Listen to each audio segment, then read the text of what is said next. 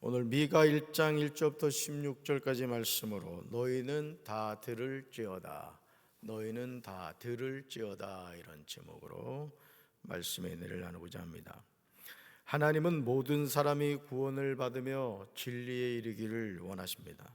그러므로 하나님은 수많은 선지자들을 통하여 구원의 복음을 전하게 하셨습니다. 그러나 타락한 인생들은 하나님이 내미시는 구원의 손길을 거부하였습니다. 결국 심판을 받고 말았습니다. 선지자 미가는 유다 출신입니다. 그는 유다와 이스라엘을 대상으로 하나님의 말씀을 선포하였습니다. 히브리어로 미가라는 말은 원래 미가야인데 그 뜻은 여호와 같은 자 누구냐, 여호와 같은 자 누구냐, 이런 뜻이 있습니다. 미가는 선지자 이사야와 같은 시대에 활동하였습니다. 미가가 미가서를 기록한 목적은 하나님의 백성들이 가진 냉랭한 종교의식과 죄에 대한 하나님의 혐오감과 부자들의 탐욕과 부정직을 신랄하게 지적하고 있습니다. 아울러 하나님의 용서하시는 은혜와 언약에 대한 신실하심을 전하고 있습니다. 미가 1장은 이스라엘에 대한 여호와의 심판 예고입니다. 미가에게 언제 하나님의 말씀이 임했는지 1절에 나옵니다. 우리 1절 말씀 같이 읽습니다. 유다의 왕들 요담과 아하스와 히스기야 시대 모레셋 사람 미가에게 임한 여호와의 말씀, 곧 사마리아와 예루살렘에 관한 묵시라. 아멘. 사랑하는 성도 여러분, 하나님의 행하시는 일이 놀랍지 않습니까? 선지자 미가가 활동한 기간이 정말 놀랍습니다. 미가의 예언활동 기간이 유다의 세 왕의 제위 기간인 약 63년에 걸쳐서 있음을 보게 됩니다. 대단하죠? 선지자로서 활동을 했는데 왕이 3명이었어요. 3명. 요담, 아하스, 히스기야 등입니다. 미가는 이 세 왕의 시대에 걸쳐 예언한 것이죠. 그런데 여기서 우리가 주목해 보아야 하는 내용이 있어요. 바로 그것이 모레셋 사람 미가에게만 누구 말씀이다? 여호와의 말씀이라는 거예요. 사마리아와 예루살렘에 대한 묵시는 누구 말씀이다? 여호와의 말씀이라는 거예요. 여호와의 말씀. 이것은 여호와의 권위를 나타내는 거죠. 다시 말해서 미가는 하나님이 세우신 사람이며 묵시를 전하는 미가는 하나님의 사람으로서 말씀 선포의 권위를 가진다는 거예요. 그래서 여러분들이 신앙생활을 잘하시는 방법 가운데 하나가 뭐냐면 강단에서 주의 말씀을 전하는 주의 종들을 하나님이 세우신 사람, 하나님의 사람으로서 말씀 선포의 권위를 가지고 있다는 걸 인정하셔야 돼요. 아멘이십니까? 예를 들어 박시훈 전사가 유치부교에서 하나님의 말씀을 전한다고 해서 뭐 그런 일이 없겠습니다만 유치부 교사들이 아유 뭐 저건 그냥 하는 얘기지, 또는 어린이교회 강찬모 목사가 말씀을 전하는데 그 권위를 인정하지 않는다거나, 또 청소년교회 우리 손호진 전사, 청년교회 우리 이전 전사가 말씀을 전할 때 그 말씀의 권위를 존중하지 않으면 어떻게 되느냐? 여러분이 신앙적으로 성장을 하지 못해요. 여러분들이 강단에서 누가 말씀을 전한다 할지라도 아멘으로 화답하시는 성도들 되기를 주님의 이름으로 축원합니다. 신앙생활을 하면서 말씀을 선포하는 주의 종을 어떻게 생각하느냐는 정말 중요해요. 그러니까 여러분들이 항상 주의 종들을 이렇게 바라볼 때 왜 흠이 없겠어요? 주의 종들도 다 흠이 있습니다. 여러분들보다 세상적 지위가 낮을 수가 있고, 또 뭐 가방끈이 짧을 수도 있고, 그죠? 또 물질적으로도 뭐 가난할 수도 있고 말이죠. 여러분보다 키가 작을 수 있고 여러 가지 부족한 점이 있을 수 있어요. 그러나 주의 종은 누가 세우셨다? 하나님이 세우셨다. 이걸 여러분이 인정하셔야 돼요. 그래서 하나님의 종을 바라볼 때 여러분 시선 처리도 잘 하셔야 됩니다.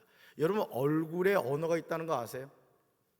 여러분의 표정이 그 상대방의 어떤 자세로 대하는가 다 드러나요. 다. 아멘. 그래서 여러분들이 주의 종을 대할 때는 항상 따뜻한 미소로 대해주시기 바라요. 그리고 항상 전사님, 한번 연습합시다. 전사님, 목사님, 꼭 님자를 붙이세요. 뭐 님자 하나 붙인다고 뭐 크게 뭐 잘못되는 거 없잖아요. 또 우리 주의 종들은 항상 우리 성도들을 대할 때마다 예의 있게 인사드리고 서로 존중하는 게 필요하죠. 그러므로 미가 1장 2절에서 선지자 미가는 하나님의 말씀을 전하는 거예요. 하나님의 말씀. 2절 같이 읽습니다. 백성들아 너희는 다 들을지어다. 땅과 거기에 있는 모든 것들아 자세히 들을지어다.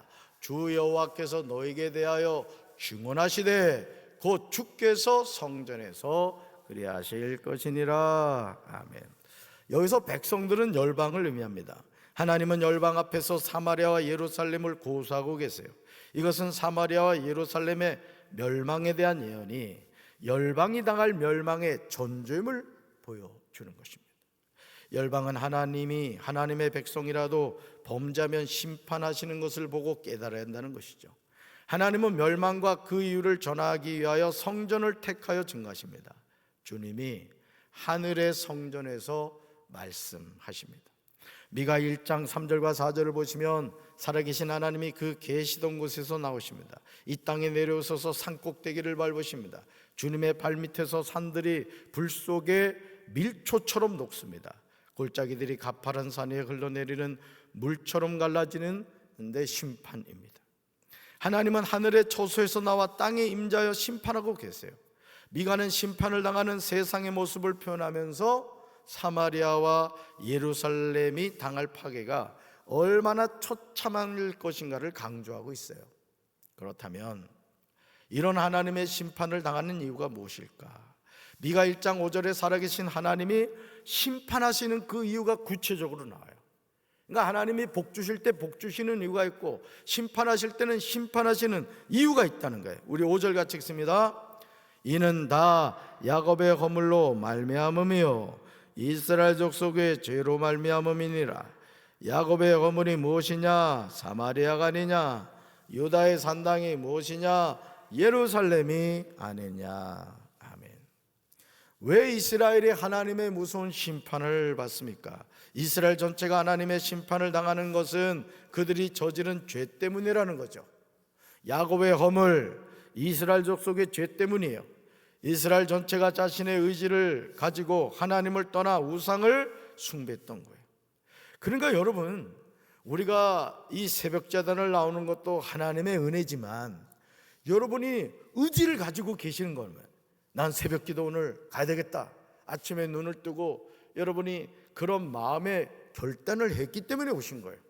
근데 어떤 분은 그런 분들이 있다는 거예요. 내일부터 새벽기도 가야지 하고 눈은 잔대요. 그리고 내일 되면 내일을 새벽기도 가야지 하고 또 잔대요. 그래서 1년 동안 한 번도 못 오는 사람이 있다는 거예요.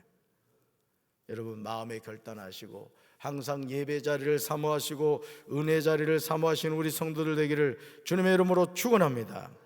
사랑하는 성도 여러분, 하나님이 주신 회개의 길을 우리는 선용해야 돼요. 야곱의 허물을 버려야 될 줄로 믿습니다. 이스라엘 족속의 죄를 버려야 돼요. 그리고 너희는 다 들으라는 말씀에 순종해야 돼요. 모든 자들아 자세히 들으라는 말씀을 청종해야 되는 거예요. 그래서 신앙생활을 잘하려면 하나님의 말씀을 잘 들어야 돼요. 말씀. 아멘. 그래서 항상 주의 종을 통해 하나님이 어떤 말씀을 하시는가 잘 들어야 된다는 거죠. 하나님의 심판은 실로 무섭습니다. 하나님은 돌이킬 기회를 주시지만 그 기회를 선용하지 않으면 곧 무서운 심판을 신속하게 진행하세요. 우리 6절을 쉬운 성경으로 한번 읽어봅니다.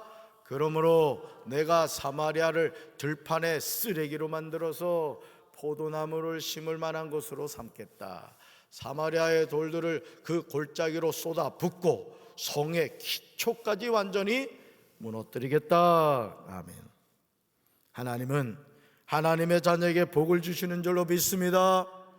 2026년 병원원에 우리 성도들 다 복받기를 주님의 이름으로 축원합니다. 특별히 새벽기도 용사들은 갑절의 복을 받으시길 바라요. 할렐루야. 하나님은 하나님의 자녀에게 복을 주시지만 그러나 불순종하는 자들에게는 재앙을 내리신다는 거예요. 미가 1장 12절에서 이 사실을 전하고 계세요.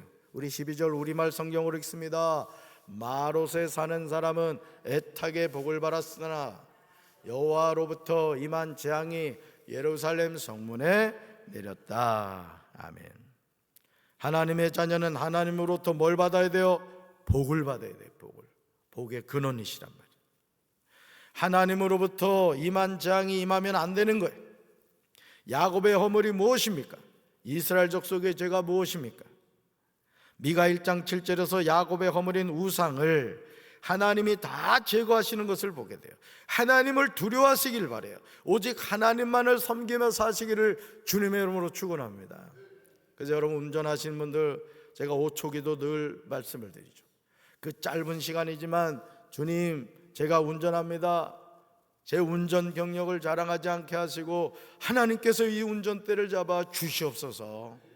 그 짧은 기도지만 하나님은 그 중심을 기뻐하신단 말이에요. 우리 살아가는 인생이 마찬가지죠. 항상 하나님을 인정하셔야 돼요. 밥 먹을 때도 고속도로 휴게소에 들어가서 보는 눈이 많다고 말이야. 그냥 먹으면 안 된다고. 거기서도 항상 손을 모으고 주님 이 양식 주셔서 감사합니다. 소화 잘 되게 해주세요. 다 그렇게 기도하면요 주변 사람들 안 보는 것 같아도 야, 저 사람 진짜 예수 믿는 사람이구나. 걔 중에는 교회 다니는 권사인데도 기도 안 하고 이런 건 처먹는다고 해야 돼. 뜨끔할 거 아니야. 야, 나도 이러면 안 되겠구나. 그럼 어떻게 하면 돼? 다음부터는 기도하고 드시면 되는 거지. 아멘이십니까? 어디 가서든지 예수 믿는다는 것을 확실히 드러내시길 바래요. 그래야 됩니다. 그래서 내가 오늘부터 우리 읍장님을 위해서 이제 공동기도를 할 거예요. 공동기도.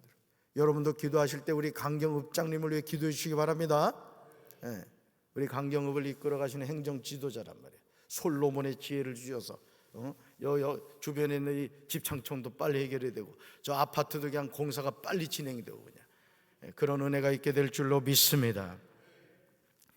여러분 하나님을 두려워해야 돼요. 오직 하나님만을 섬기며 살아야 되는데 자 7절을 우리 세 번역으로 읽어봅니다. 새겨서 만든 우상을 모두 박살내고 몸을 팔아서 모은 재물을 모두 불에 태우고 우상을 모두 부수어서 쓰레기더미로 만들겠다. 몸을 팔아서 화대로 긁어 모았으니 이제 모든 것이 다시 창녀의 몸값으로 나갈 것이다. 아멘. 하나님은 새겨서 만든 우상을 모두 박살내겠다고 하세요. 여러분들이 앞으로 저녁에 눈이 오면 저녁에 이렇게 했는데 눈이 오면은 교회로 신속하게 달려오셔야 돼요. 그래서 종갈해 가지고 눈도 이렇게 밀어내고 빗자루로 쓸고 이래야 돼요. 어째 아멘을 안 해? 아멘? 그렇게 하셔야 됩니다. 그게 여러분들이 성도로서 하나님을 경외하고 교회를 사랑하는 거예요. 여러분 빙판 져봐요. 주일날 성도들 와서 예배 드릴 때 누구 한 사람 쓰러지기라도 해보세요. 우리 신영강 원사가 참 우리 효사랑 요양병원에 계신 박성복 집사하고 우리 윤성문 원사님을 주일마다 픽업을 했어요. 두 분 다 몸이 불편하셔요. 그런데도 그렇게 애쓰고 수고하셨는데 이건 사고가 나려니까 그 효사랑 요양병원에 문이 두 개예요. 출입구가. 첫 번째 출입구까지 모셔다 드렸단 말이에요. 그랬더니 윤성문 원사님이 이제 내가 갈 수 있다고. 그리고는 이제 가신 거예요. 들어가신 거예요. 그리고는 승강기 앞에서 그냥 쓰러지셔가지고 골절상을 입으셨어요. 마음이 얼마나 마음에 그 상처를 받으셨는지 아주 많이 힘들어하셨는데 이제 좀 마음이 많이 위로가 되셨어요. 어쨌든 여러분 저는 우리 성도들이 항상 성전 중심 하나님을 경외하는 그런 믿음을 갖게 되길 주님의 이름으로 축원합니다. 하나님은 새겨서 만든 우상을 모두 뭐하겠다? 박살내겠다. 또 우상을 모두 부수어서 쓰레기 더미로 만들겠다고 하세요. 여러분 우상 숭배로 영적 간음의 죄를 범한 사마리아는 하나님의 임재로 완전히 파멸이 됩니다. 사마리아의 죄는 우상 숭배였던 거예요. 그러니까 여러분 오늘 우리가 이 세상을 살아가면서 우리는 오직 누구만 섬겨야 돼요? 하나님만 섬겨야 되는 거예요. 이것이 분명하지 않으면 양다리 신앙이 되는 거예요. 가짜 신앙이 되는 거라고요. 저는 저와 여러분의 마음속에 항상 하나님, 예수님, 성령님이 함께 하시길 주님의 이름으로 축원합니다. 그래서 우리의 초점은 항상 살아계신 주님이 되어야 되는 거예요. 둯대를 향하여 그리스도 예수 안에서 부르시는 부름의 상을 향해 달려가야 된다고. 목회를 해도 하나님 기뻐하는 목회를 해야 되고, 신앙생활을 해도 똑 부러지는 신앙생활을 해야 된단 말이야. 아멘. 그렇습니다. 그러므로 미가는 벌거벗은 몸으로 상징적인 행동을 취하여 사마리아와 예루살렘이 앞으로 당할 운명을 암시해요. 이제 죄를 회개하고 돌이켜야 될 줄로 믿습니다. 우리가 아무리 착하고 선하게 살아도요, 그걸로 구원받지를 못하는 거예요.